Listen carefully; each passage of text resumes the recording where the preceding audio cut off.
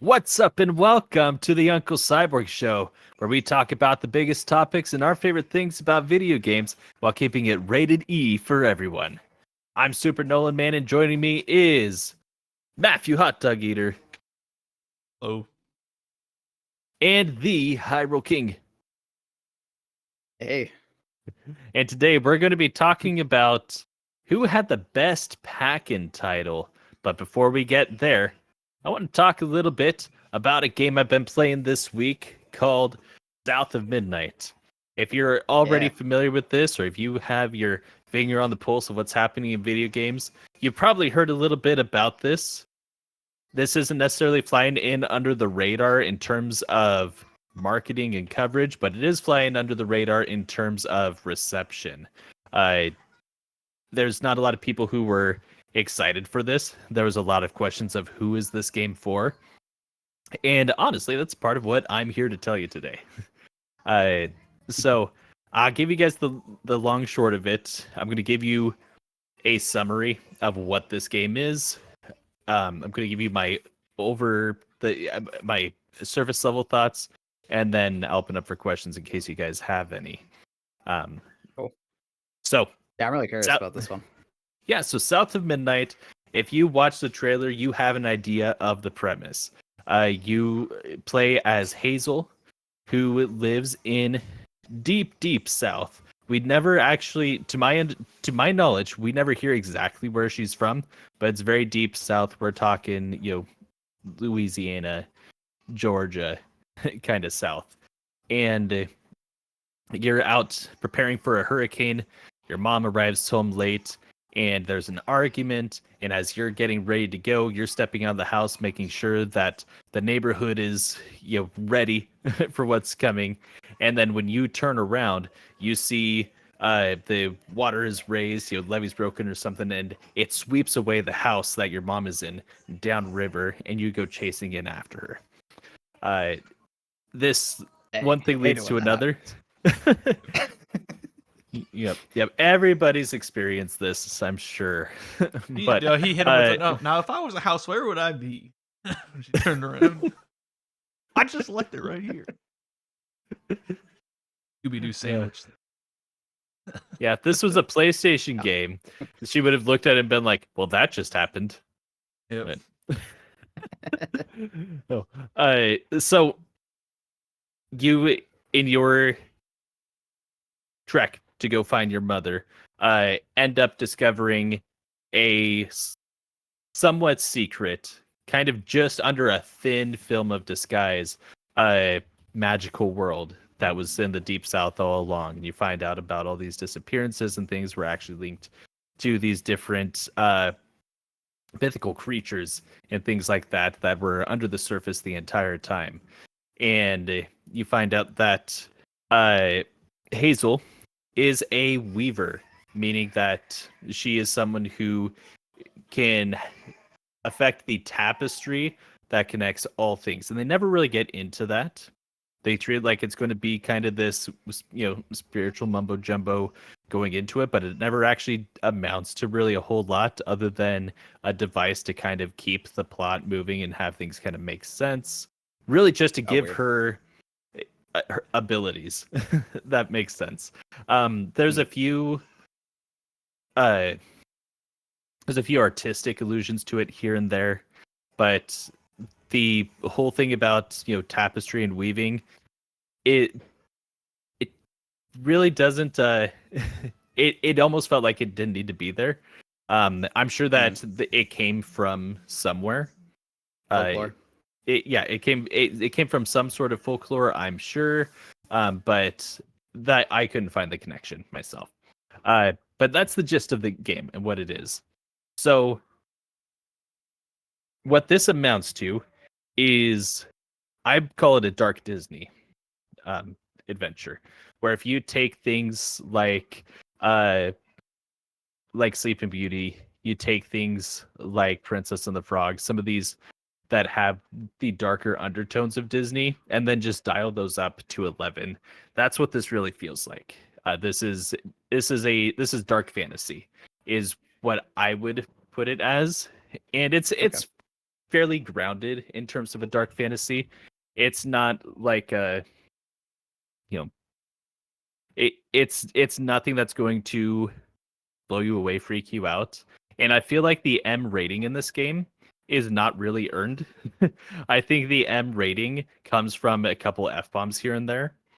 And there is one scene where a heart is removed from a monster. And because it happens in a little bit of it happens in a little bit of detail.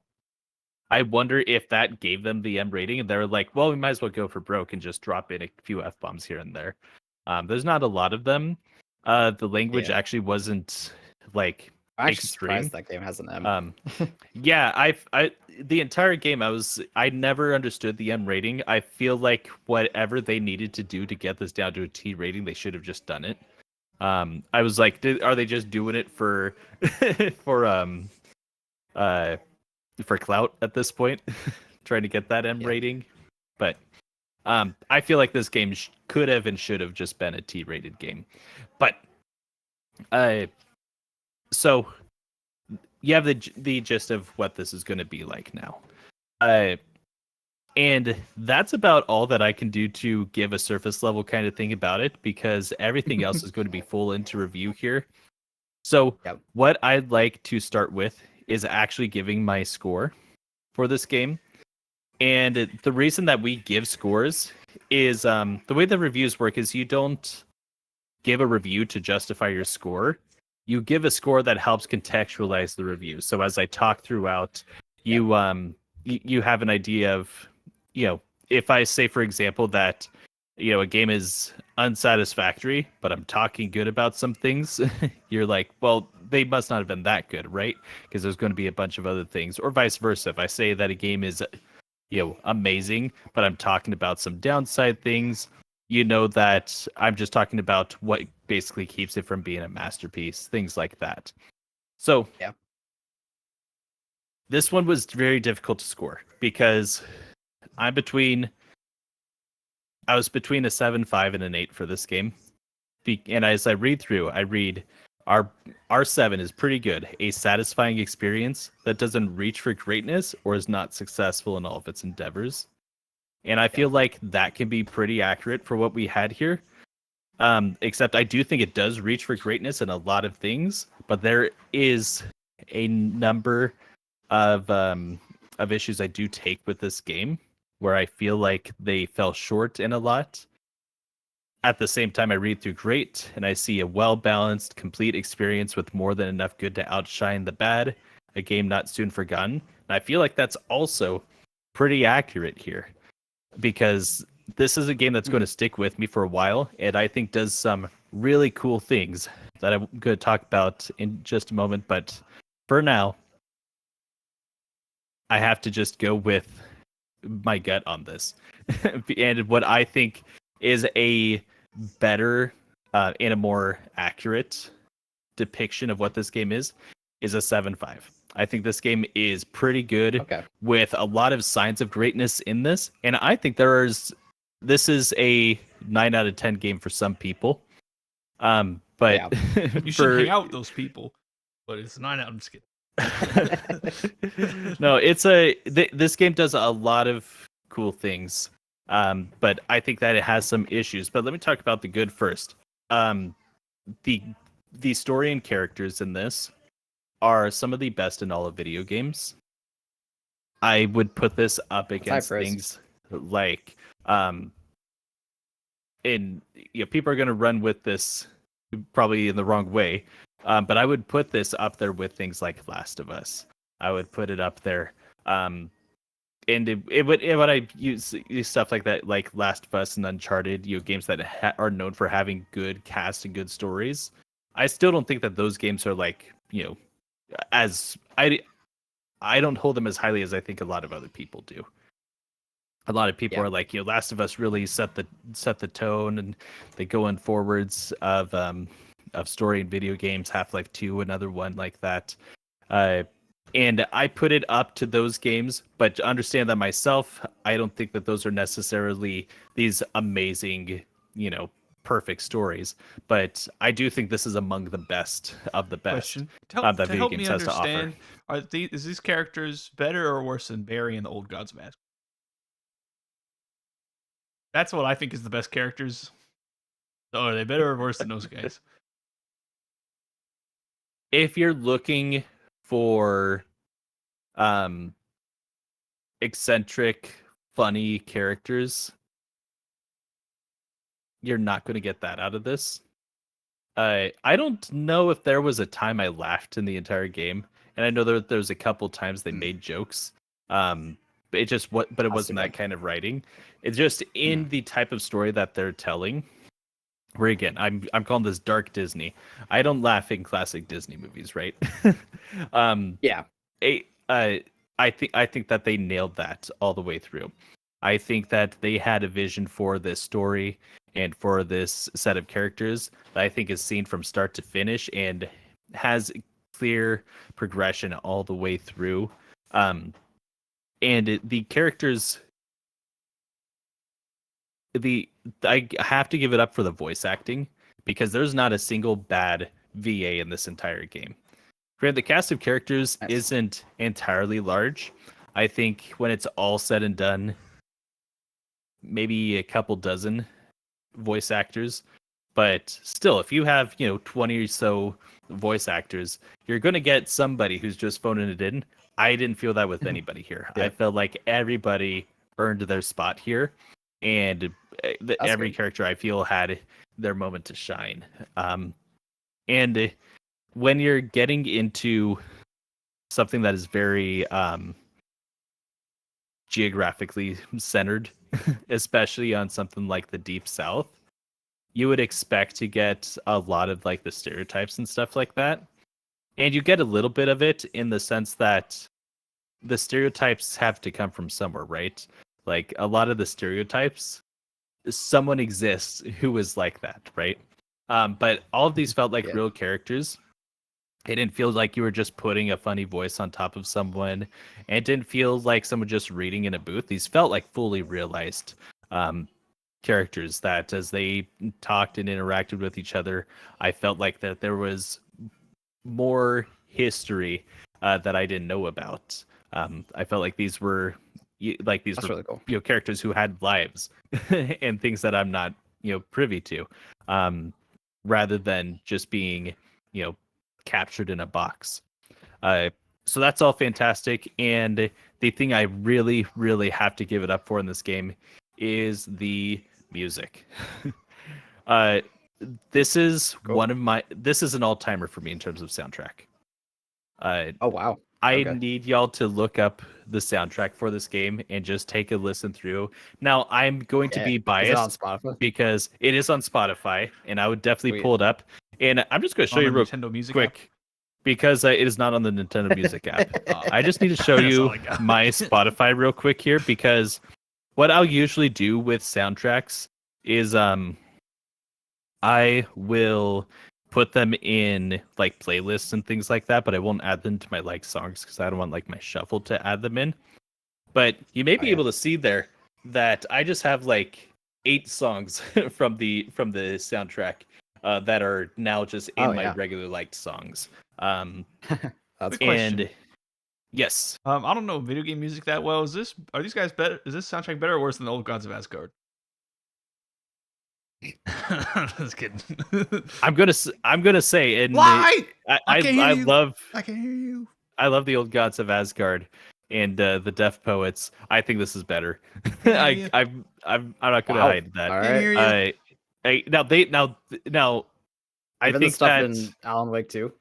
No, I think that stuff has higher highs. But I'm like, if we're talking about like consistency for an entire soundtrack, South of Midnight clears Alan Wake. Alan Wake has a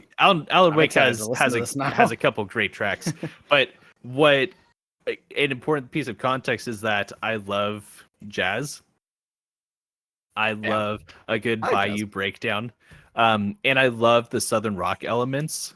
But it's one of those things where you hear people say they did not have to go this hard. And that's it. This is the kind of thing they're talking about. You're going to listen to some of these tracks. And you're going to say they did not need to go this hard.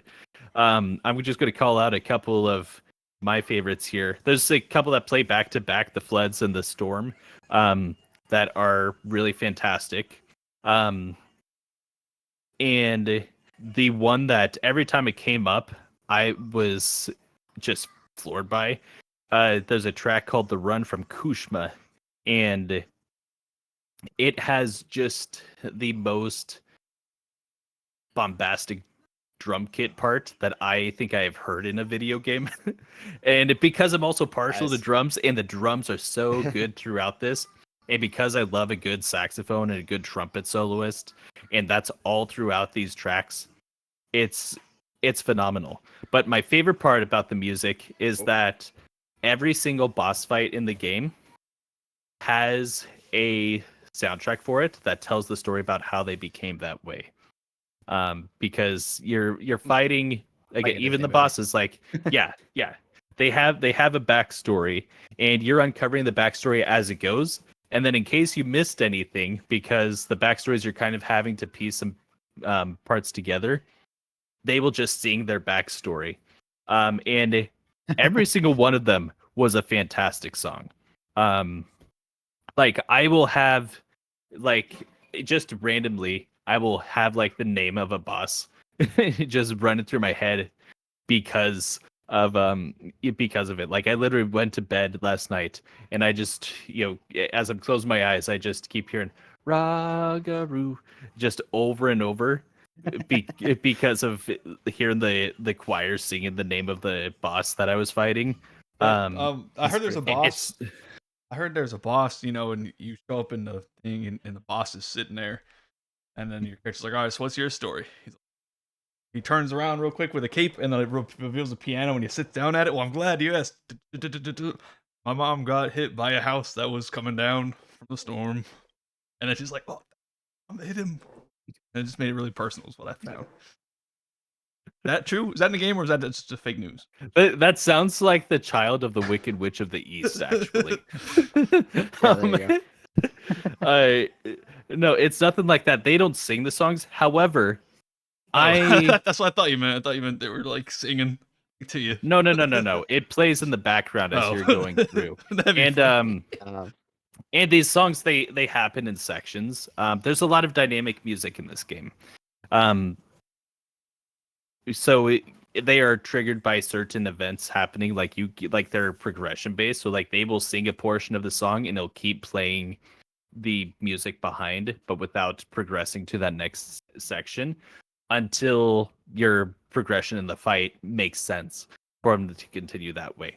Most of your bosses are going to be in 3 phases, and you can literally see it on their health bars. And these songs kind of take place in 3 phases as well. But it's great because you start heading into an area, and there is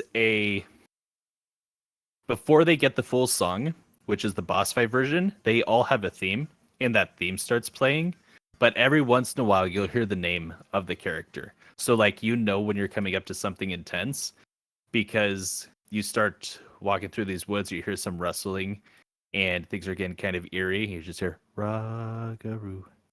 Or I'm running out, or I'm going through the swamp, and, I just see, like, this, I just see like suddenly there's some ripples in the water on the distance, and as I'm wandering by, the music starts picking up a little bit, and I just hear Two-Toe Tom, things like that. Like you just start getting these little sequences leading up to it. Two-Toed Tom, how's he wear shoes? Is in Smash when he's like, an alligator. You're doing well, and they're just chanting Ganondorf. Right? Did they do that in Dragon Ball? And these are background, like they are. Yeah. I actually set.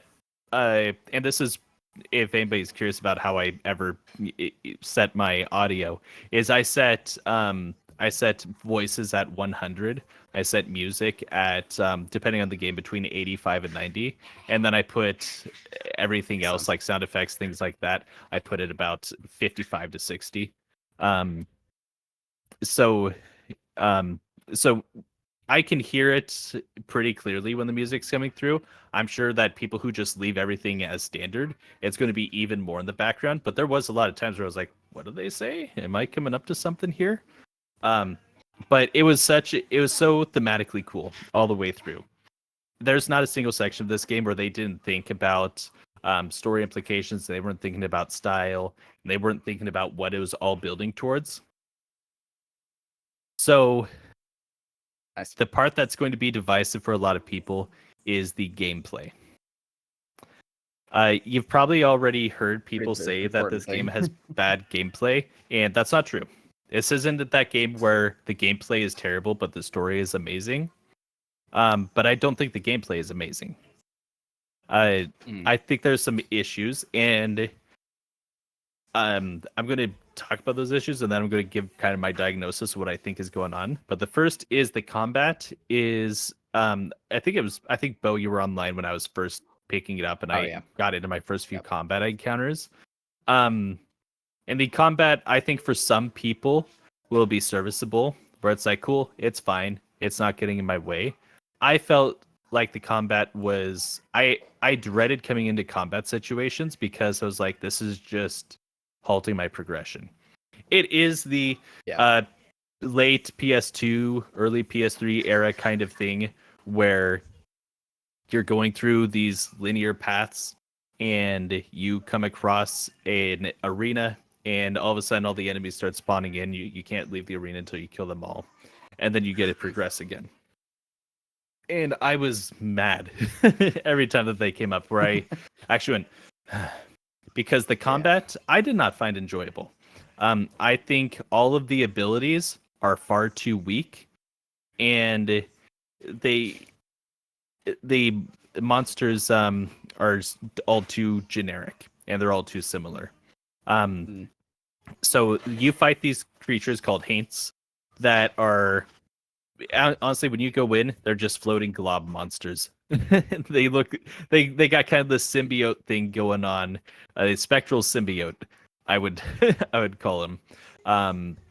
So as you're going through and as you're going through new areas, you get like a new type of haint each of these new areas that you come visit, and they just felt kind of the same. It was not only do they look the same, but they felt the same to battle, because it was always just, okay, this color comes up, I'm just going to start dodging around you in circles, I'm going to start hitting you from the back, and I have another enemy come in, they were like, oh well, I throw these things, and it's like, cool, I'm going to dodge around to the side, I'm going to hit you from the back. And then I had this other one.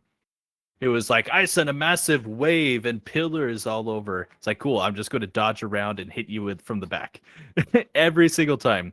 And that's all that ever was. And they have a little bit of a parry thing that you can do. It's not like a legit parry, but it's technically there. It's more of a deflect certain projectiles and stuff like that. The timing is super awkward. It doesn't feel good. So the combat really felt like it was a second thought in this game, like an afterthought. I remember you mentioning that they added an option where you can like turn the combat off. I thought that was hilarious. Like even the devs know that you don't want to play this combat. Here's the thing. I mean, it's like cool if you don't want it, but it's also like, yeah. So I'm gonna be real. It's a thing of, I would respect it if the combat was better.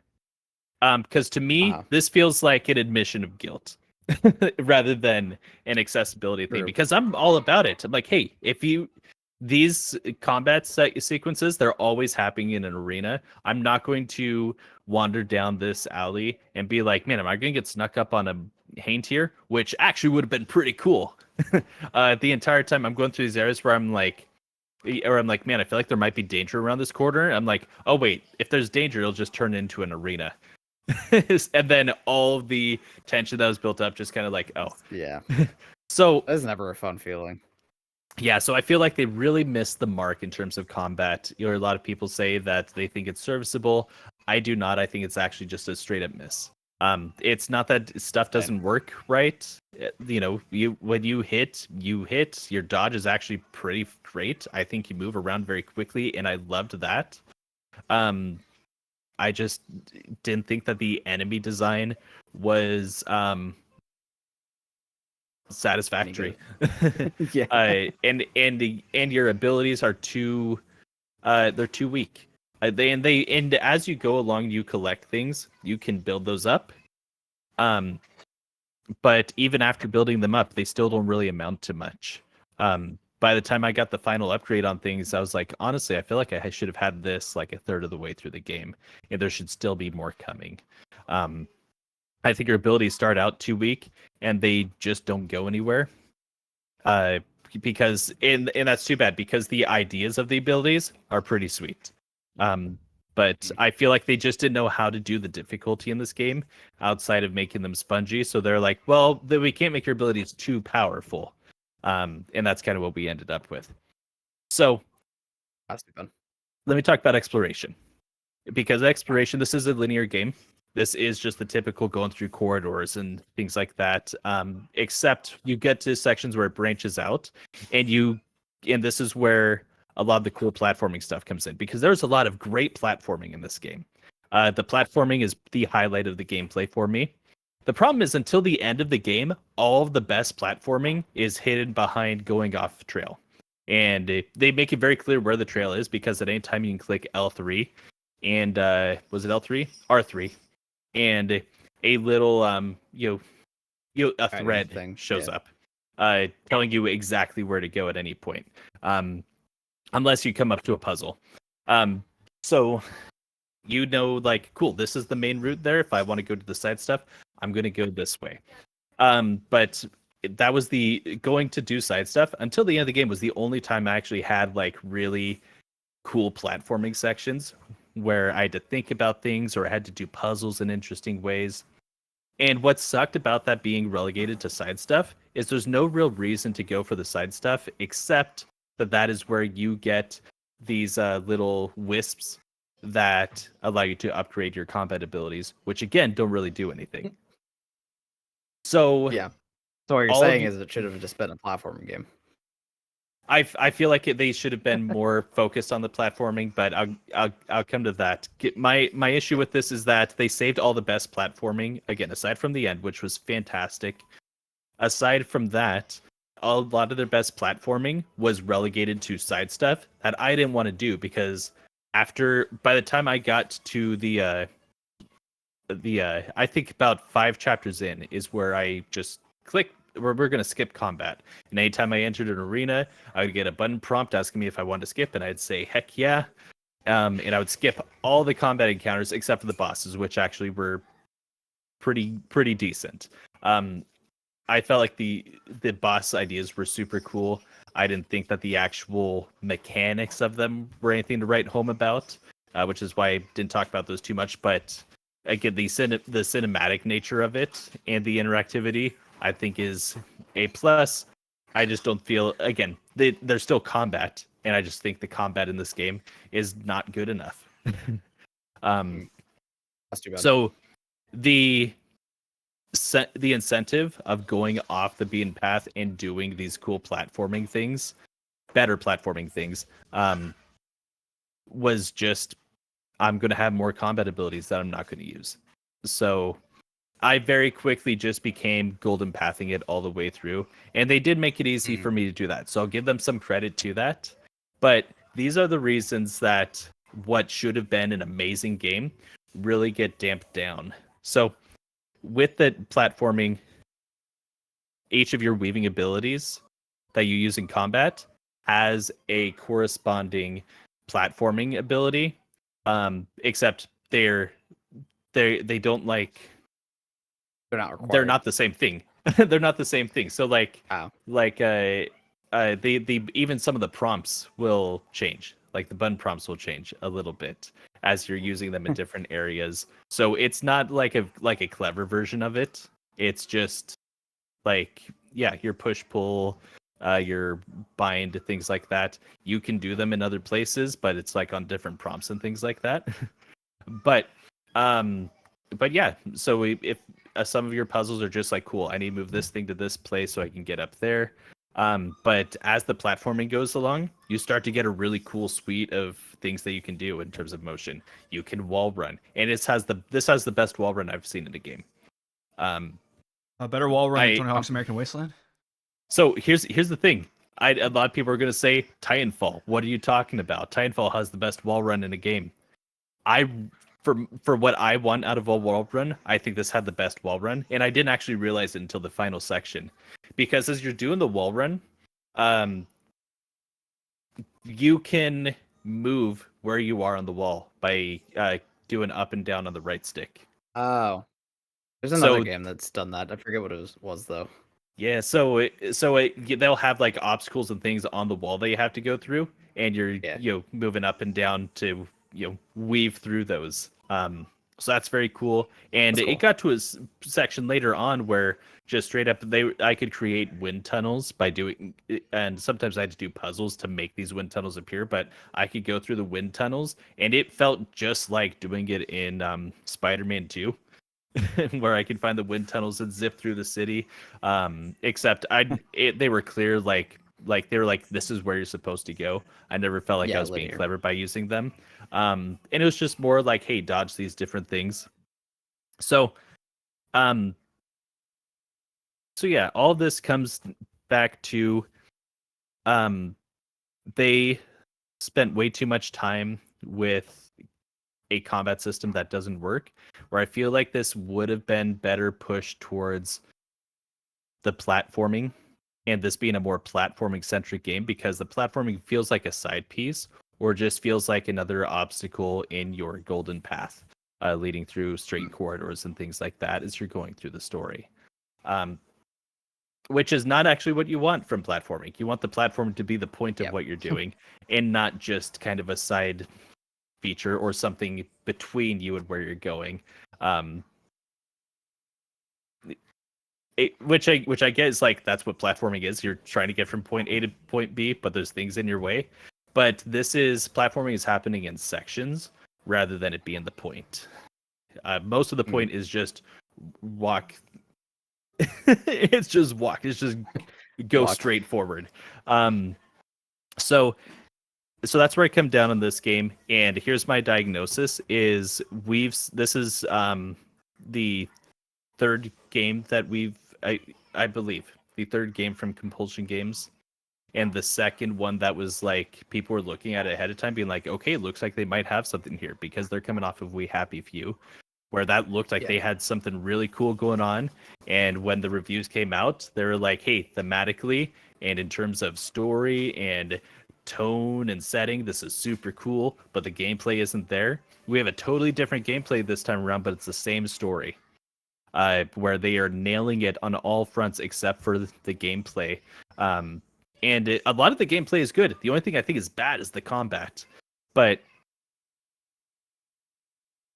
I think they need a change in leadership.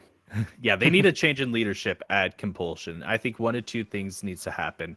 Someone else there needs to step up and grab the reins as the studio director and steer the ship. Because if you want to make good video games, you need to start with the gameplay. You need to know what you want to do gameplay-wise, and this felt like they were just trying to find gameplay that justified the experience that they were trying to do, which there's something to that, but there's a lot of things that are interactive that aren't necessarily video games. And that's where I feel that mentality really hurts what's going on here. I don't think they need to go all the way out to the visual novel side of things or do like a Life is Strange, because that's what a lot of people are going to say. I don't think that's what they need to do, because they actually have great gameplay, but they need to go gameplay first with their next thing that they're going to do. And if they can't find someone inside the studio who can do that, then keep whoever is your studio head, but bring in a new director for your next project. Find someone who will find the fun in it and be able to say, this is where we're going from a gameplay. Let's find what stories this gameplay is telling, and move things that way, because they've got so much talent. They're doing so many cool things, but the gameplay, and in particular the combat and the way that they set up the gameplay, I felt missed the mark in a lot of areas. So that's where I'm coming to. This is a 7.5. This is a good game that I think a lot of people are going to have a great time with, and you're going to have these holy cow moments, and you're going to really enjoy this banging story. There's just a handful of things that I feel get in the way that I feel like Compulsion needs to make a change going forward, because they are so close to putting out an amazing game, like a game of the year contender kind of thing. But they need to change their philosophy, which may change the heart of what they are. You don't want to take the heart out of it, but they really need to think about that going forward. So, any questions combat before I wrap director, up this section? Compulsion. Yeah, it doesn't even have to be combat. It's just know what you want to do with the game, because it really didn't. It really didn't seem like they knew what they wanted this to be, because I honestly, finishing the game, I have no idea what genre you would call this. I think you would call it an action. I think that they would. I think with the way they're marketing it is an action adventure, and you can tell that because when they did that deep dive gameplay at the Xbox Developer Direct, it was all about the combat. They didn't talk about your platforming abilities and stuff like that, and that was the best part of the gameplay. The combat, it was. I literally skipped the combat for most of the game, aside from the boss fights, where I felt like, okay, finally this is getting used all right. But it was still the same types of abilities. It was just used in slightly better ways, because it was actually an arena that it wasn't just a blank open area. Right? Because your arenas are always just, it's cool, it's grass. There's no hazards in the arena or anything like that. There's nothing unique about it. It's just another circle with a bunch of enemies spamming. But when you get to the bosses, you actually have the arenas make sense for the combat you're doing. It's like, cool, we could have done more of this even. That's just never what it was. So to me, this ended up being like, I don't know, adventure platformer, a little bit, light puzzle solving elements and things like that. I think there is almost a really cool Zelda-like in here if they wanted to go that direction. But it just felt like there was no direction with what they wanted to do with the gameplay. There were sections where I felt like the way that I'm moving things around here and solving puzzles and doing some light platforming in these little almost dungeon-like areas made me feel like, man, they should have taken more pages out of Zelda than they did out of God of War, like the old ones.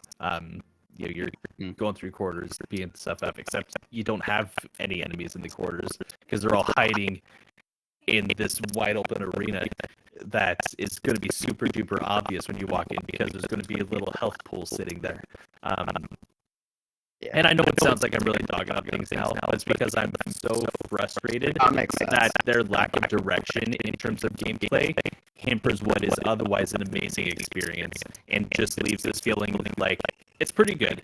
And you know, if people play this game, I think you're going to have a pretty good time with it. I think there are going to be those standout things where like, wow, this is so cool. But your moment to moment of it, until you get to those parts, are going to feel a bit of a letdown. 7.5 out of 10. Too much combat. Oh, that's good. That's good. Matt, do you have anything before we move away from this? Do it. Thinking.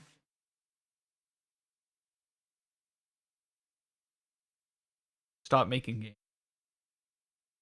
Start making. I don't think they should. Hang on, wait. Start making stories. That's the opposite of what I just told you, Matthew. Somebody wasn't listening. I was listening. No, keep making stories. Keep making cool experiences. No. If Compulsion Games, if anyone is somehow watching here, because we're probably going to have 24 viewers on this episode, but if somehow someone from Compulsion Games is watching, keep doing what y'all do, but you need to find somebody to grab the reins there and get control of your house, because you got so much potential here. That's just, I'm sure there's another studio that Xbox owns that they could like get some tips from. Like totally. There's a lot of great studios at Xbox that have good gameplay. It's true. I think it's personnel. I think that's what it'll be to the end of the day. I think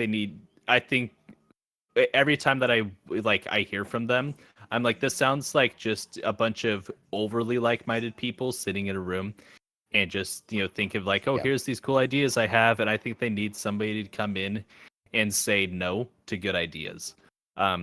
Somebody needs to say no to good ideas because they don't fit. We need to have a vision here, and that's where I think the vision is entirely on the vibes and the story. I think there needs to be a vision that gets the gameplay figured out, and then you build from there.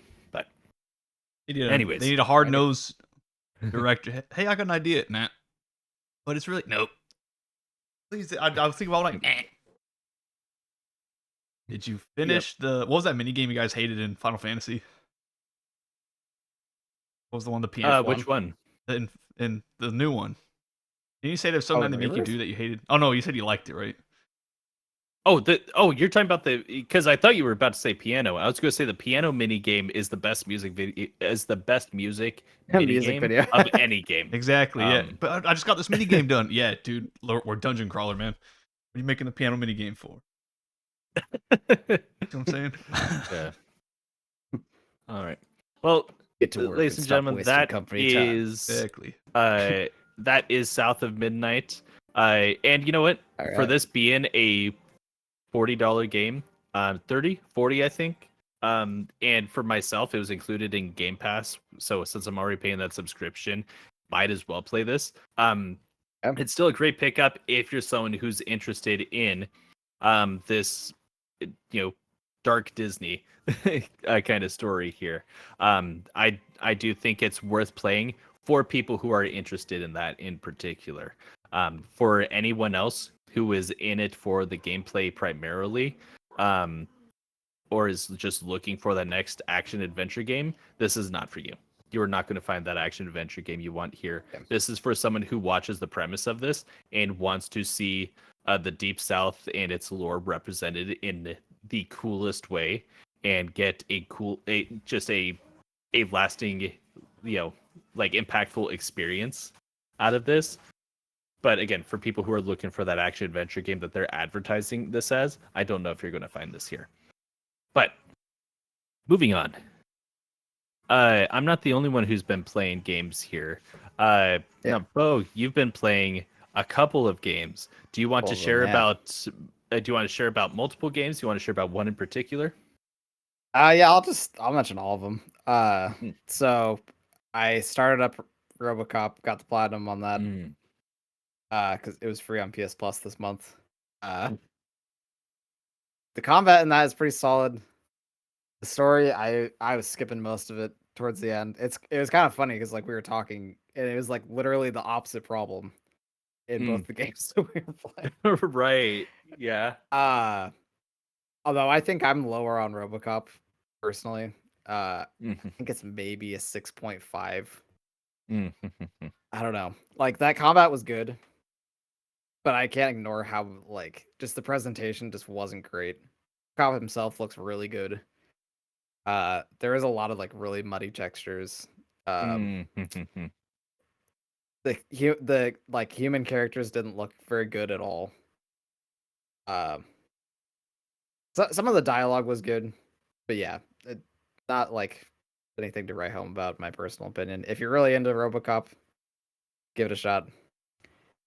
I've watched it once. So, but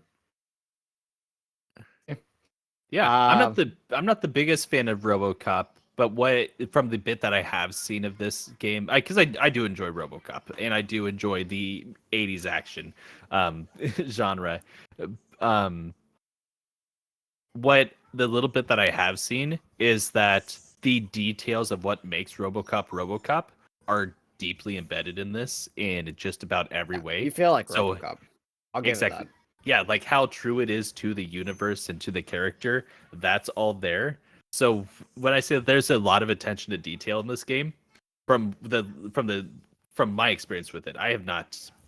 I'm still. I've just basically booted up the game. I am not far into it, but through the little bit that I do have, that level of detail is there. But then, yeah, exactly like you're saying. Outside of that, this is a mess. in terms of the visual style, the character models, there's quite a bit of laggy too. Yeah, there's quite a bit of my jank. gosh. That was something I saw, like, because I looked in the forums on PSN profiles, and like everyone was complaining about the lag, and I was like, what the heck are these guys talking about? I got to the final area, holy cow! I tried to load way too many enemies in at once, which I think is what did it. Yeah, it was like maybe 15 frames a second at one point. It's bad. Yikes. But yeah, I don't have too much to say about that one. It's pretty whatever. Sure. Played Cocoon. That's a great game. Yeah, excellent puzzle game. There was multiple points where I was like, oh, that's what you're supposed to do, which is a great feeling for a puzzle game. I love how they use the orbs and like how you interact with them. And there's like one point where you have to like, I mean, this is maybe a spoiler, but it's been out for a while now. There's one point where you have to like time loop or like loop within another one to get an orb over, and that was like, whoa. When I figured that out, that was pretty cool. Like, I just never thought to like loop back in on itself to get the orb over. Figured it out. You mean looked at the PSN profiles guide? No, I did it. So there is no guide on PSN profiles. Wow. Well, now there is. It's not that hard in my opinion. Hard, it's more like once you get it, you'll get I heard it. that game's hard. As somebody who played Cocoon during paternity leave last year, with a puzzle game, one of the things that can become extremely frustrating is when you get stuck on something and then you can't progress any further. You're like, well, shoot, do I just stop playing the game now because I don't know what to do? Do I look it up and spoil the experience for myself? This game is enough to make you sit there and think, but not enough for you to beat your head against a wall. I think it is a very fair kind of puzzle game, and you're not going to be really stuck with things, because when it does get to those difficult parts, you're going to have to do multiple things, and doing another piece of the puzzle is going to make the other one that you were stuck on suddenly click for you and make sense. I think that's what you were describing just a bit ago there. Oh yeah. The game, it's similar to how you were saying, where you just get stuck, in my opinion, is like The Witness, where you're just like, oh, what am I supposed to do? And you literally can't go. Like, you're just stuck for a really long time and like trying to figure it out. Unless you have access to like another area, but it's still like you come back to that it, one at least, and you still have to figure out that. Yeah, and that one's more like give yourself a mental break from that type of puzzle into a different type of puzzle. Yeah. Versus this one is you do a similar kind of puzzle, and then that just gets your brain thinking a different direction, and then you come back and you're like, oh. I think that's why this one works so well. Is it's literally one type of puzzle, and they're just using it in different ways, which is really good design. And like, yeah, the gameplay works really well. It's one button gameplay, but it's like it's solid to control, and like the visuals are really cool. I was surprised by some of the visuals. A lot of good use of color, and yeah, great game. I picked it up for pretty cheap. I would say that Cocoon is a must play for anyone who kind of likes puzzle games, and definitely people who love puzzles. Even if you're like, I kind of am a puzzle person, or I want to be a puzzle person, this is absolutely a must play game for you. So this game is required by, I don't know how to pronounce his first name, but I think it's Jeppy Carlson or Jepp Carlson.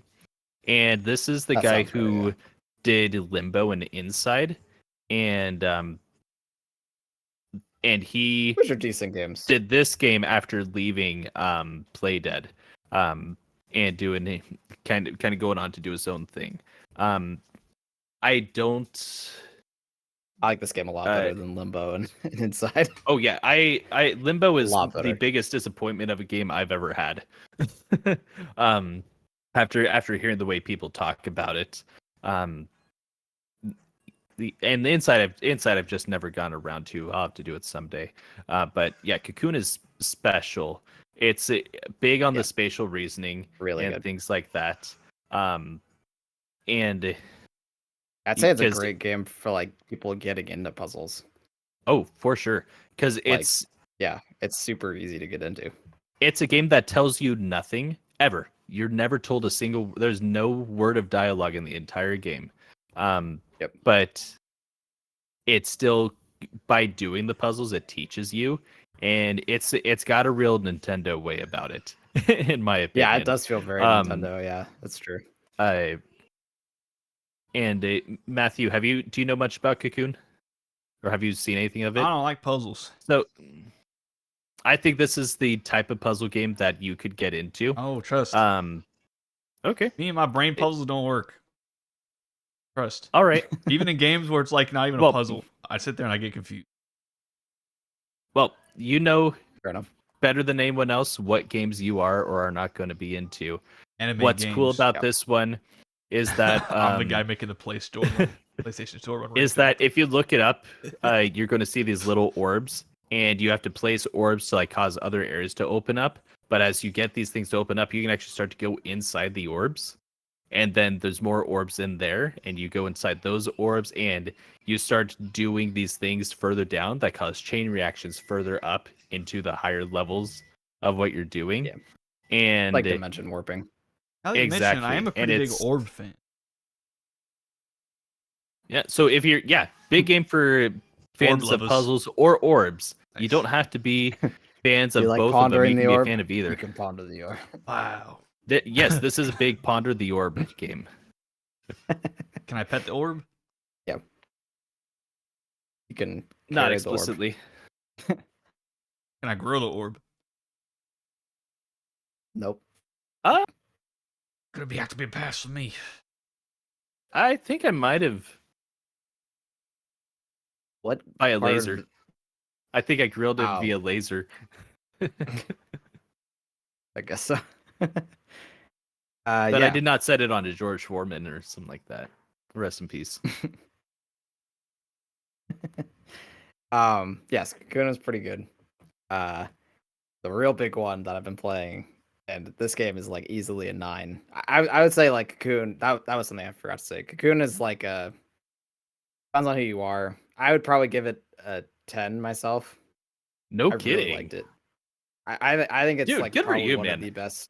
I think it's one of the best puzzle games out there because that's awesome. Like I don't know, like it's didn't see anything wrong with it, like at all.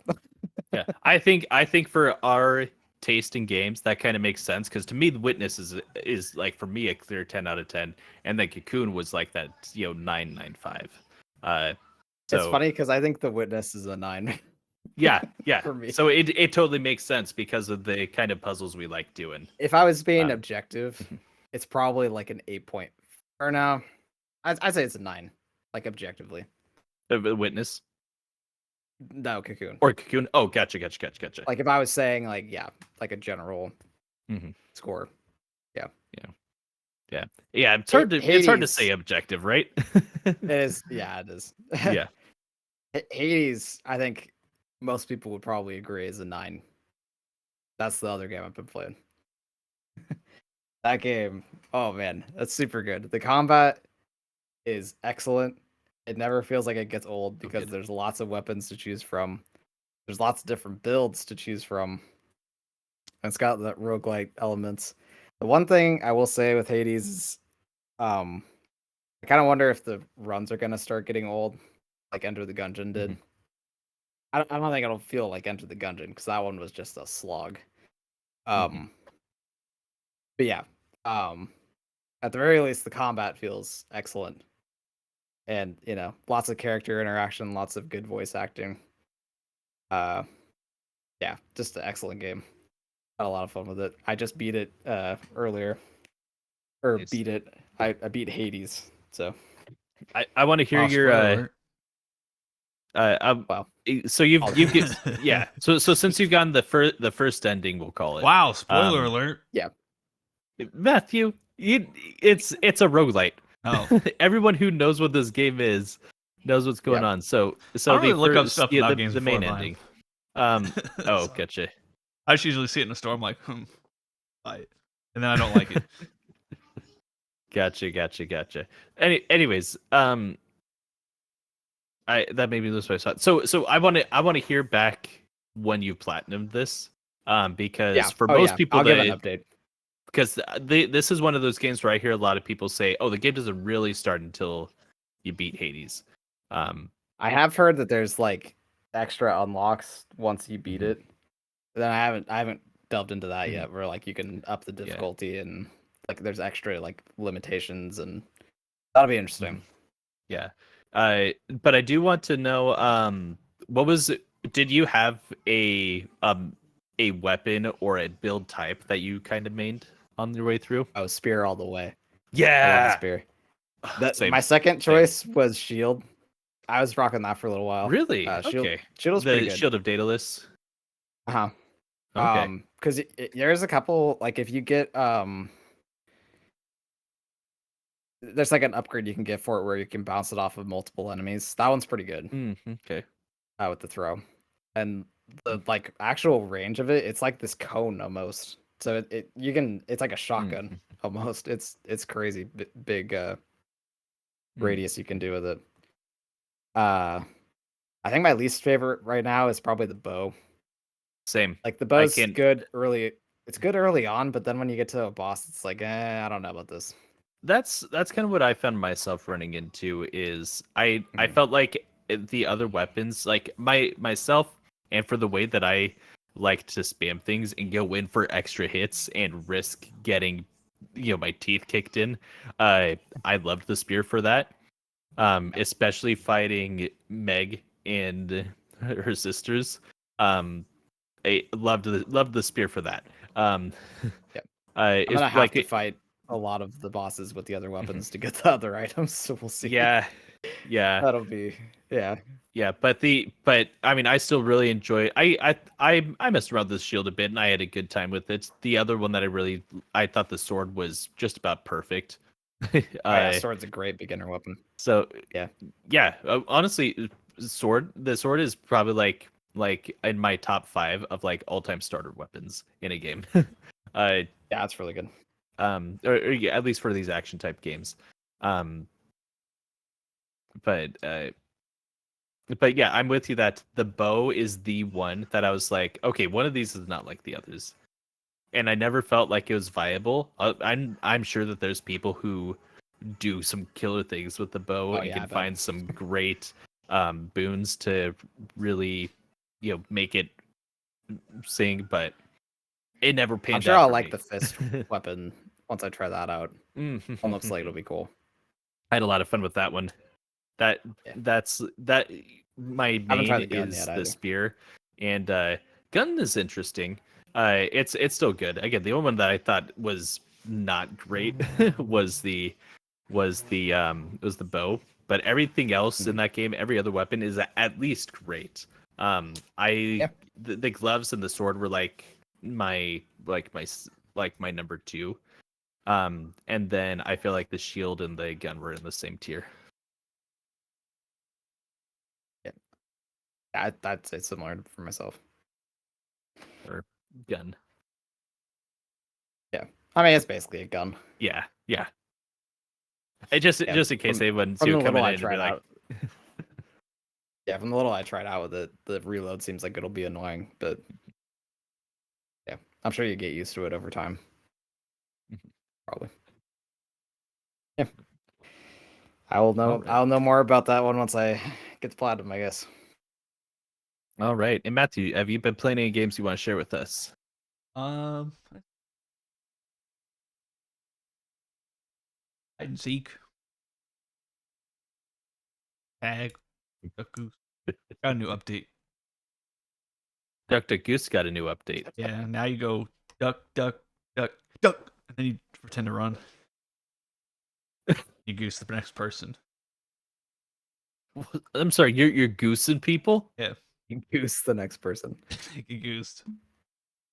I thought so in the this is a major update because back when I played Duck Duck Goose, you just tapped them on the head and said goose, but now you actually goose them. Yeah, we have to have the goose in your pocket and you hit him right over the head with it.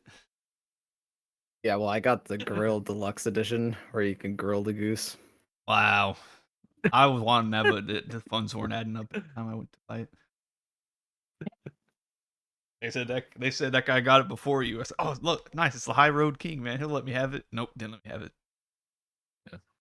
Yeah. It was $119.99 for the Grill the Goose edition. Yep. Yeah. I think it's actually pronounced in every pot a goose edition. Wow. So that was a stupid reference that 12 people who play video games will understand. Shrek reference 9. Shrek? Yeah, Shrek's Super Slam. No, I'm talking about it. I'm talking about the Christmas Carol. Oh, I'm that's talking not a about game. Ebenezer Scrooge. Not a game. Anyways. So So without off further track. ado, let's talk about our favorite pack-in video games. So this is a tricky one Yeah. because how do you define a pack-in game? Because typically, I think of something that came out at launch. Was like, hey, here's the reason to buy this console. Here's something that comes with it. Do we want to keep it to just those? I'm fine with that. Probably make it easier that way. Because I mean, there's lots of like pack-in stuff you can go into. Yeah. Sure. Yeah, for certain types Especially of now, where like if a bundles. game's been out long enough, they just do. Yeah. Yeah. It's like here's the Death Stranding bundle. Here's the God of War 2018 Horizon. bundle. Yeah. Understood. All right. Well, who wants to kick us off? And do we want to keep like a list going? I can keep a list off screen unless somebody wants to do one on screen. Yeah, maybe Matthew can put it in later or something.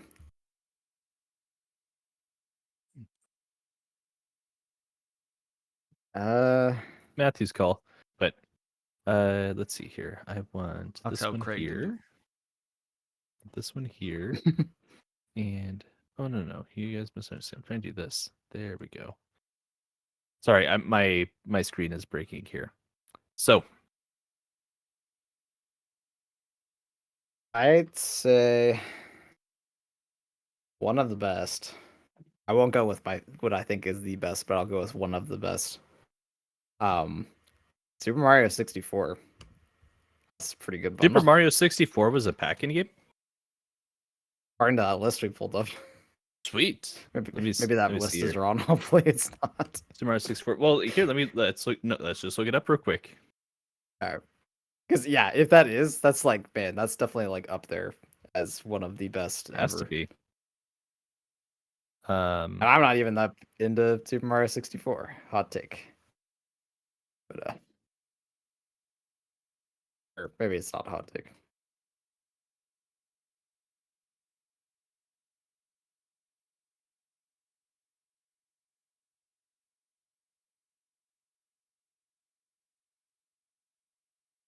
I'm looking it up here to see if it did. 1996 launch title for Nintendo 64 alongside Fantastic. Pilot 64. Pretty sweet. All right.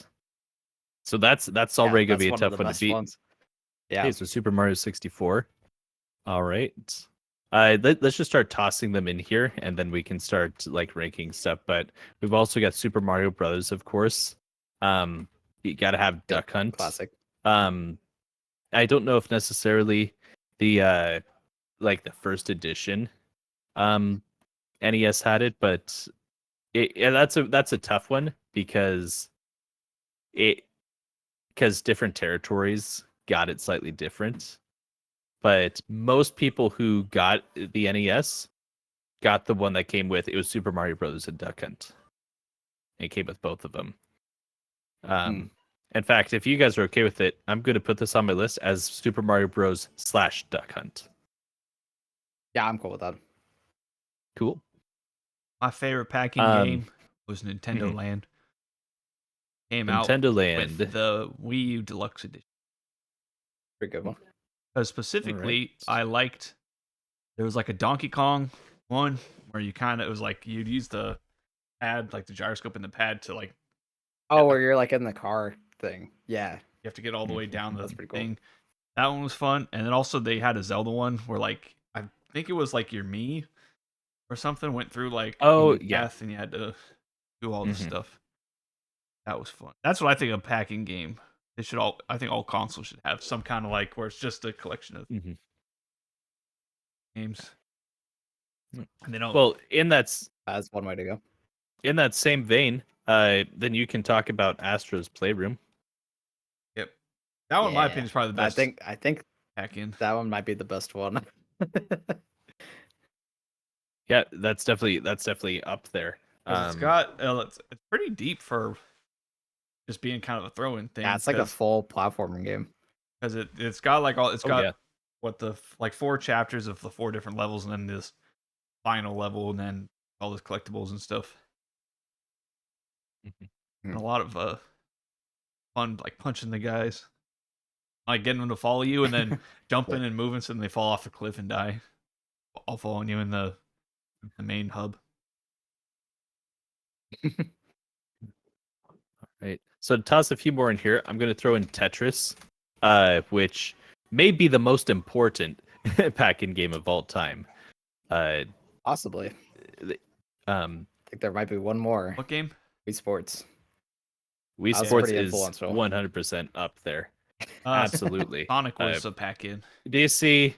And of course, in case anybody has not already heard the news, this topic of the show is completely inspired by Nintendo creating a pack-in game for the Switch 2 and then making it not a pack-in game. You have to pay $10 for it. It's a $10 game. Oh, it is. For it's the Switch 2 tour, but it's still silly that something that is like basically the instruction manual for the Switch 2 people they actually is gonna now get to a buy that $10 too? game.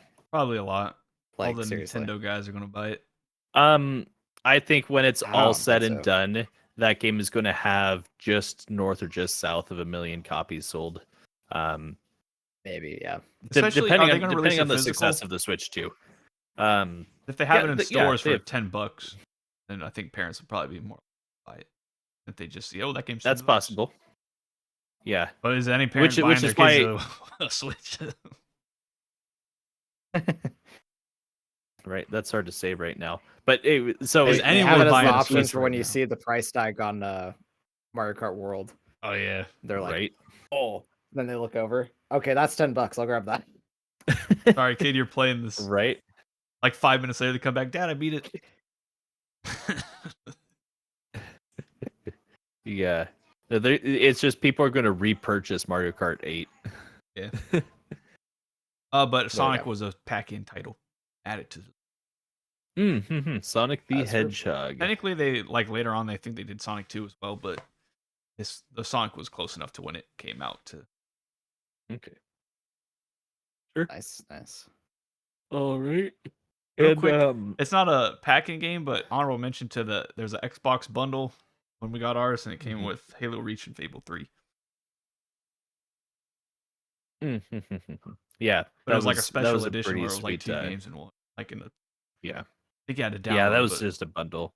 Yep. So speaking of which, does anybody know if Mario Kart 7 was DS?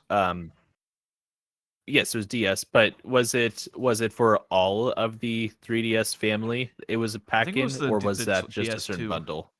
The 2DS. Remember? Well, I just wasn't sure if that was 3DS, like an after. I don't know if that was a post-launch bundle. Yeah, well, because the Switch, the 2DS wasn't out yet. I'm looking at it right now. I know it was a pack-in on the 2DS. Yeah, that's how I got it. It was on the 2DS. Can you imagine modern Nintendo giving away Mario Kart 8 for free? Wouldn't that have been crazy? Dude, so wasn't the 2DS like $100? No, it was more than that. I think it was like I think we got ours at Christmas because they were like $98 or something. Or no, $120. They went on sale, but yeah, they would go on sale for about 100. What a Yeah. different time, man. What a different time. It's less inflation then. And a lot less of a bunch of other Nintendo related Yeah. things. It came out at 130 and it was later lowered to $80. Crazy. Wow. So yeah, we got ours for 79 then. 79 with Mario Kart 7. Yep. Wow. But that might have been, they were probably like, it was probably before they announced it. They were probably like, hey, we're not going to be doing this DS thing anymore, so let's just like a couple of these on out Well, there. do you think that's so is that is that a bundle, or are we calling that a pack-in? Because that game was already out for a long time before it got put in the 2DS bundle. Okay. Because it's the Then we're same not gonna game worry as the about that. 3DS one.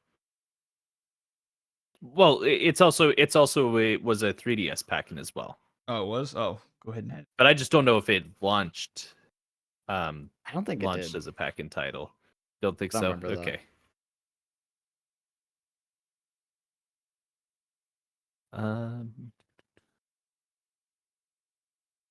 I'm just pulling up real quick to see if it's. Yeah, I'm looking to see if there's any other. I think Altered Beast might have been a pack-in. Altered Beast. We can throw that one in there because It's better than Duck regardless, Hunt. it's not top of the list. Duck Hunt I'm a big fan of Altered stinks. Beast. It is not better than Duck Hunt. Duck Hunt stinks. And I'll put Yeah. Altered Beast on the list here. We'll leave out Mario Kart 7 because that one's in contention. But also with the Wii, New Super Mario Bros. Wii. How about the number one packing game I don't of know all how we time, missed that the one. Space Pinball game on the Wii? Throw it on there. It's a packing game. It came pre-installed. Does that mean we're also going to Trying put in to Solitaire see- and Minesweeper? No, those games That's were an out ES a long out of time packing before the game. computer came All out. right, so we're just going to say Space Cadet Pinball. Okay, so I think we've got our list down here of the main pack-in games that, again, came out with the launch of these consoles. So we've got Super Mario 64 on the Nintendo 64. We've got Super Mario Bros. / Duck Hunt for the NES. You have Nintendo Land for the Wii U. You have Astro's Playroom for the PS5. You have Tetris for the Game Boy. Wii Sports for the Wii. Sonic the Hedgehog for that's the Genesis. Yeah. Altered Beast also for the Genesis. New Super Mario Bros. Wii for the Wii. Space Cadet Pinball for what is that? Windows Vista? Windows XP? XP, yeah.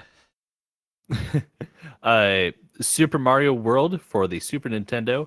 F-Zero also for the Super Nintendo. And the Playroom, which is a pack-in for the for PSVR.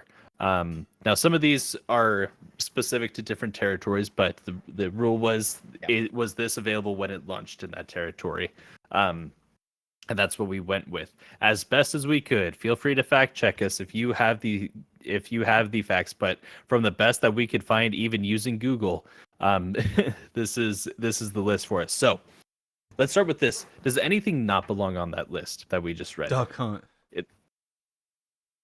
But Duck Hunt is going to be tied with Super Mario Bros. Game stinks. So All right, if Duck Hunt goes, so does Super Mario Bros. All right, see you, Super Mario Bros. I think we wait on that one. I'll say Pinball. as the biggest. You think pinball is gone? Okay, Yeah. Pinball. All right, we're gonna Probably. cross No offense, the if they gave me a console and there was pinball on it, I'd be like, "What you doing?" Because that's like the worst transition to VR game. games. Because a regular pinball machine is so much more fun than playing pinball on a controller. Unless do you it's guys Sonic remember pinball from Sonic Adventure Insane. or the Nights into Dreams one? That was cool.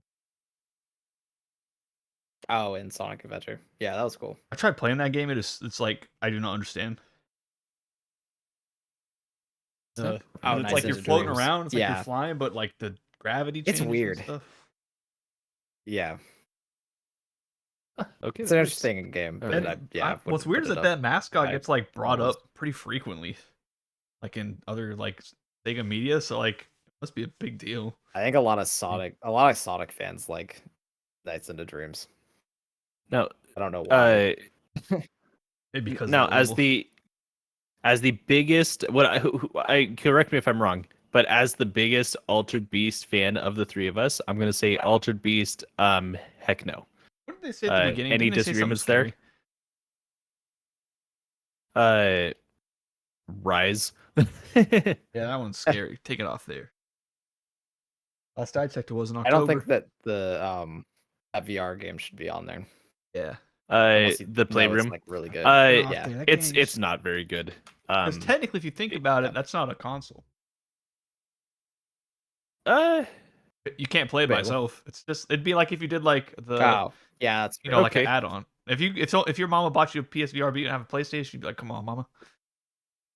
But here's the thing: when the game comes out for the PlayStation VR, they That'd be don't like if say they released it's a on driving PS4. wheel, They and then say they it's on released a driving wheel. PSVR, and then they released PSVR 2. Again, they're it's inconsistent. It's an but I'm with you. I accessory. think it's weird. I think it's weird. I think it should be counted as an accessory. I'm just saying that PlayStation doesn't count it as an accessory. PlayStation, maybe if they did count it as accessory, they could sell more units. I'll continue. Perhaps. All right. That's fired. Now, I think Sonic the Hedgehog gets removed from this list. Yeah, it's probably not the best of the because most people wouldn't say that's the best one. Yeah. And as much as it hurts me, F-Zero. That game's That's not true. Yeah. That's not true. The only game from this list if that game was made by Sonic the Konami, you Hedgehog, guys and I wouldn't stand care. by it. You I don't guys think are in anybody love here with a is label. holding water You're for. in love with a label. I don't think No, a I single actually person like here F-Zero. is holding F-Zero as like this is the greatest of all time racer. Yeah, no. But F-Zero is still a great game. Yeah, I'd say it's great. It absolutely is. It absolutely is. Thanks. Okay. All right. So we got. Well, here's what we've got left, and it's it's a lot of Nintendo stuff. Well, what a surprise! But then it's Astra's Playroom. So you have Astra's Playroom, Super Mario 64, Super Mario Brothers / Duck Hunt, Nintendo Land, Tetris, Wii Sports, New Super Mario Bros. Wii, Super Mario World, and this is where it gets really tricky. Because Tetris is again maybe the most important pack-in game of all time. Now it's for Game Boy. That's for Game Boy. Honestly, not my favorite version of Tetris. Personally, I don't know if for people who have played several iterations of Tetris, I don't think it's anybody's favorite. For me, it's a nostalgia thing. Of playing even it on like the Game Boy. Classic ones. I like the NES one best myself. Sure, but I like Tetris Connect. That's fair. I prefer to play the music. Boom, boom. These new ones, yeah. Tetris Effect is, a staple for a lot of people. I don't really like puzzle. Tetris / Puyo Puyo, or was it Puyo Puyo Tetris? on that's Switch. for a lot of people. But anyways, so I like to hold on to Tetris a little bit longer. I think Nintendo Land is the next one we eliminate. I don't know. What do you guys think? Yeah, I like Nintendo Land a lot, but I wouldn't say it's the best pack-in game ever. Matthew, you're the biggest Nintendo Land fan I know. I'm the only Nintendo Land fan. Yeah, it's all right. It's just a mini games. All right, we'll cross it out. Okay. You take out Duck Hunt. Duck Hunt is attached to Super Mario Bros. Take it out then. Let's start pitting these against each other. All right, let's Duck do Hunt Super versus Mario. Astrobot Playroom. I'll give an opinion right now. Go for it. I think out of all the Mario games on this list, Super Mario 64 is one of my least favorite ones. Oof. That game, man, which is super personal opinion. That is crazy how much I agree with you. I think it's aged terrible. It has. Don't let the ROM hackers hear you. Trust me. Now, Speedruns Yeah. are fun to watch. I don't want to play. Oh, the it. ROM. They will. Super Mario 64, the second most important Mario of all time. After But Mario movie 1990. but only the third best 3D Mario. So I'm gonna cross that one off the list. Behind Sunshine and Odyssey, Galaxy, and Galaxy 2. You know what's crazy is Wait, is Galaxy 2 a game? I think Good game, yeah. as much as I prefer Sunshine over Mario 64, I think Super Mario 64 is better overall than Sunshine. No. No. No. Oh, the only right, you guys Mario can disagree with me 64 on this quote that one. anybody knows is "Wahoo, wahoo!" So long, Game Bowser. But you know what? The quote everybody knows from Mario Sunshine. Wait, that was Mario Baseball. Never mind. Yeah, Mario Sunshine stinks, man. I'm just kidding. I like Mario Sunshine. Mario 64 boring. Mario Sunshine's fun. You got the little Mario laser, Sunshine is the definitely water laser thing, whatever it's called. my favorite of the two. See, Yeah, so I like you think Sunshine it's a lot better? No, I just said it's my favorite. It can't be your favorite and be worse. That's not true. If What's it's your that? favorite. What's that shark? What's the shark game that came out? Maneater was in my like top 3 favorite games that year, but it was in no way the top 3 best games that year. Yeah, but you're not saying top 3 best games that are based on sharks. You're saying top 10 Mario games. Anyways, but it sounds like we're unanimous here. Mario 64 off the list. Wait, off the let's list. circle back down to the first Mario real quick. I'm just kidding. Take out Mario. I We think could talk about we it hold next. that for a minute here. Oh, get out of here. Let's do a duck hunt. Here's the thing. Unattach it. Now, real quick, Unattach let's bring it to just the Wii real quick. New Super Mario Bros. Wii versus Wii Sports. Wii Sports is Who better. gets the axe? Wii Sports is The Wii better. Sports is going to be better for more I people. agree. It was definitely a lot more influential at the very I least. Because I they're will still say making that games like that. personally, I would go New Super Mario Bros. Wii, because for me, I did Wii like Sports that better. Resort Yep. was better. But I mean, yeah, Wii Sports was huge, an absolute phenomenon. Where Super Mario Bros. Wii was just like, for the people that I hung out with, that was the cool packing game to have. Yeah. So understandable. Okay. Let's go. Let's just start pitting these against each other. What if we did Astro's Playroom Versus Duck Hunt. versus no, I'm not even going to go there yet. Wow, look at that. See, I'm he holding- wants Duck Hunt to be in the end so bad. This isn't this isn't a ranking. This Yes. is just which one is the best. Exactly. You're ranking the first, the worst, second to best. Well, here's the thing. I'm going Super Mario Bros. Versus and Duck Hunt over Wii Sports. This isn't which is I think is a better Interesting. game today, but I'm talking about in terms of pack-in power. Like Super Mario Bros. Game is literally the game that saved the video game industry. Full stop. That's true. Duck Hunt being light gun now at home was also pretty dope. I would say Like- if I was gonna choose one that I like better, it would be Super Mario Brothers Duck Hunt. Between that I and Wii agree there. Sports. Uh-huh. Yeah. And I'm not even that big of a Mario 1 fan. I like Mario 3 a lot better. Yeah, I don't like Super Mario Bros. But Could've fooled me. if we're talking about what is the best packing, because we're talking about packing this in with a thing to launch, like you're launching with this game, like having the NES/Famicom launch with Super Mario Bros. And Duck Hunt, crazy. Like that is a power bundle, and I know Duck Hunt wasn't in the Famicom bundle, but it was when it came to the US. Mhm. So that is absolutely count that. huge. Yeah. Like really, yeah. Console gaming was going to be gone in the US. I would argue if it weren't for that bundle. I Yeah, don't think I that believe it. I don't know. Guess So what? that's why it's still here for now. But I would You put that could in. put over any Wii good Sports. game in there and it would have saved it. Well, let's go here real quick.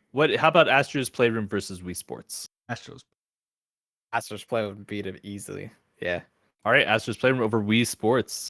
Okay. So let's now, if go. Astro's Playroom came out yeah. on the NES, then that would have saved gaming even more. So think about that.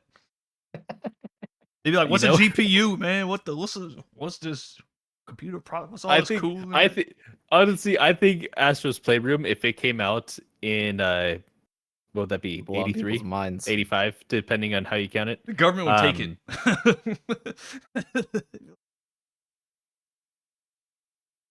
Yeah, I don't know if that would have I think people would have disliked it at that time. I think if you hand a PS5 with Astro's Playroom to somebody in the 80s, I think they're like, yeah, this is garbage. What are you doing? Because it was too far ahead of that time. Like it just would not make sense to somebody at that time. And they would just be messing around there and be like, whatever magic is making this happen, cool. But is this even what is happening here? Would make sense eventually. They'd be like, "What's this? Who's this guy? He looked like Kratos." Kratos. I think you need the evolution of video games to make that happen. Yeah. But anyways, Wii Sports out. let's go. Let's go this way. Astro's Playroom versus Super Mario World. And I'll say that Super Mario World is like the anytime I'm talking about the number one game of all time, like what is the best game ever, there are 3 games that cycle in for me, and Super Mario World is one of them. But I will say for pack and power, I don't know if Super Mario World is as important or like as goated as the kids say as a pack-in game as these other ones here. I don't think people are looking at Super Mario World as a pack-in game. Yeah, they're really not, probably. I think people are just looking at the same thing with like Mario Bros. Like it's like it ascended past that pack-in game to the point where we don't even consider it like that. So and then a lot of SNES came out that didn't have it packed in, right? So people just went and bought it anyways. So someone who believes that Super Mario World might be the best game of all time, I think that's the next one to get booted from this list. Any disagreements there? I'll count it. Well, Matthew, do you think Super Mario World should leave the list? We're getting there. We're getting there. I'll count it. We're getting there. Super Mario World does have Yoshi and a flying cape. Yeah. So do you think that should be in here over the other ones? I'll count. Take it off the list. Just pretend it doesn't exist. Man, he is just adamant about that one leaving. I don't even know what Matthew's problem is with Duck Hunt. It's not like he ever played it. That's what stupid dog. Every time I miss a duck. I've never played Duck Hunt. Yeah, no, I didn't think you had. Wow. And for that reason, take it off the list. If it was good, I would have played it. I'll play Roller Coaster Tycoon. That game's good. It's the truth. Right. So, I mean, I will say we'll have to take this to a vote. vote. Probably going to come off the list, in my personal opinion. So take it off now. Get it over with. Well, that's it. We're on Super Mario World right now. Is Super Mario World number 1 of these 4 games that are remaining? What's left? No. It's Super Mario World, Tetris, Astro's Playroom, Super Mario Bros. Featuring Duck Hunt. I guess you could take it out of there. All right. Okay, so this is the final 3. We have Tetris, Astro's Playroom, Super Mario Brothers, and Duck Hunt. This is tough. I mean, I know what my vote is. It ain't hard. Take Duck Hunt out of there. Are we going Tetris? Oh. Are we taking Tetris off this list? Or are we going Super Mario Bros. / Duck Hunt? Or is it Astro's Playroom? I really don't know at this point. Get out of here, Tetris. I think Tetris should go. See ya, buddy. It's not even the best version of Tetris, in my opinion. I'm with you. I think if we're talking about like I think that we have the 3 like all-time pack-in games between Tetris, Astro's Playroom, and Super Mario Bros. Yeah, I think if I you're would talking maybe about like, replace Tetris with Super Mario World, maybe. But I that's mean, I hard to think say. Super Mario World is the better game. I, Yeah. I'm I'm at like I've talked about like in terms of like significance and how they worked as a pack-in game, because Tetris sold so many Game Boys. I like the quote from the Tetris movie that came out recently, where he says, I still need to watch you that.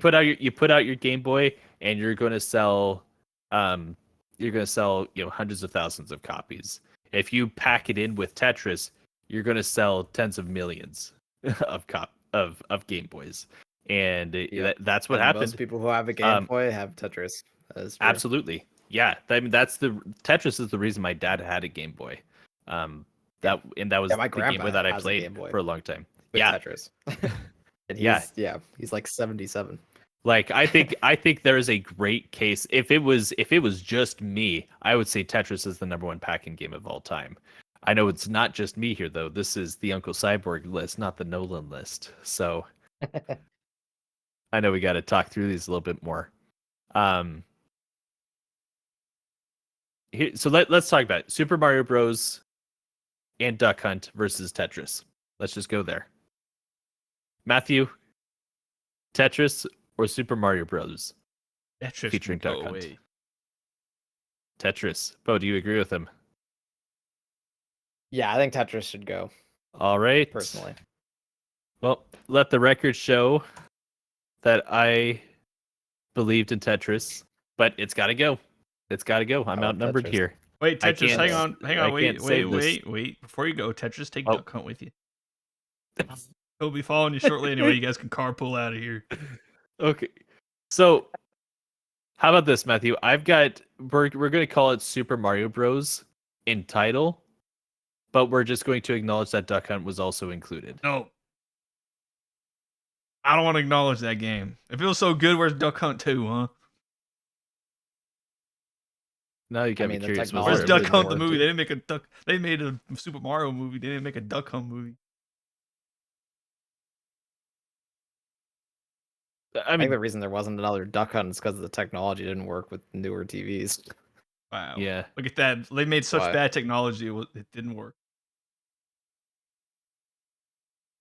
Not accurate. What if you didn't have a TV? Then you Not could have Duck accurate. Hunt. So, all right. So, Bo and I will talk about it in terms of Super Mario Bros. And Duck Hunt. Matthew can just pretend Duck Hunt doesn't exist. Nice. I live in a You good can world. you can refuse Yeah. to acknowledge Duck Hunt. So, Astro's Playroom versus Super Mario Bros. And Duck Hunt for the greatest of all time. Because here's the thing: if anyone has not played Astro's Playroom and you have a PS5, what are you even doing? Like, you should have. That should have been the first thing you loaded up when you got home. Didn't it come, Whatever like, other game you were pre-installed? excited I about know having. somebody. I actually do know somebody who's had their PS5 for a long time and has not booted it up. And I've told them I know- to do it a couple of times. I know multiple people. I Yeah. can't believe it. I don't get it. Yeah, wild stuff. Do you have any family/extended family who hasn't booted it up? Yeah, that's what I'm talking about. Crazy. You do. Yeah, you know Crazy. exactly what I'm talking about. Yeah. That's crazy. That's Yep. wild. And it's Like, he it'd doesn't be like platformers all that much, so it's not that surprising, but still wild. I like Yeah. that they use this only game to actually use like the help guide built into the PlayStation. Like, show me where stuff Not the is. only one. The only one I played. It's one of the few. Well, it's because they kind of ditched it after, like, After I the don't first I don't year or two. Does regular Astrobot yeah, like use it? after 18 months, I don't think anything came out. Astrobot regular doesn't use it. It uses bits and pieces, not all of it. Yeah, it doesn't use it like Astro's Playroom did. If Astro's Kojima Playroom was was still the making best games example. at Konami, man, you'd think he'd put in a feature to make you have to use the guide to find something. I mean, Oh, he's that'd be had the funny. opportunity to do it with Death Stranding. He hasn't done it yet. No, he's got because you got to get the walking Alright. physics right. Death Stranding 2. All right, so now Yeah, and Death fine Stranding tune it too. so then if the Well, wind blows at this yeah. angle, then your guy just falls over. So, Now he's got So to yeah, walk in Astro's sand. He's going to be Playroom falling over all definitely the time. has some power here. So the fact that it's even up against Super Mario Bros. And Duck Hunt is saying a lot. And again, my heart is still over there with Tetris. So this is really difficult for me. I don't even know where you go to with this one. I personally go towards I mean Astro if I'm going to play one of these games right now, obviously no question about it. It's going to be Astro's Playroom. These other two games are so like difficult to play now, but if we're talking about like the best packing game ever, which one moved units? It's tricky. But at the same because that answer is very clearly Super Mario Bros. But Astro's Playroom is the reason that we're talking units, but yeah. Like Astro's Playroom, I don't think anybody got a PS5 to play Astro's Playroom. Period. Probably not. But Astro's Playroom is now recontextualizing the way that we think about packing games, and the reason why we're even discussing it this week. Because I think without Astro's Playroom being a packing game, I don't think anybody's mad about this Nintendo Welcome Tour being $10. And it should have been a packing game. Nintendo, the only console they didn't have a packing game for, outside of the GameCube, was the Switch. Mm-hmm. Why even make it $10? Like, they did official bundles later on, but should have what's been. that? Why even make it just $10? Like at that point, you just make it free. Right. And if you really want to do it this way, just make it digital only. Yeah, or at least have it free with Switch Online or something. Yes. Yeah. They are. I will credit them this, that they are giving a lot of things free with Switch Online. You hear that? The upgrades for Breath of the Wild and Tears of the Kingdom. So the Switch 2 edition is free if you already have the game and Switch Online. Oh, really? So you don't have to pay the $10 upgrade fee for those two games. They'll just ship it to you for free. No, they don't ship it. It's just digital. it's just a download. Yeah. But anyways, so I don't know. What are you guys thinking between Astro's Playroom and Super Mario Bros. And Duck Hunt?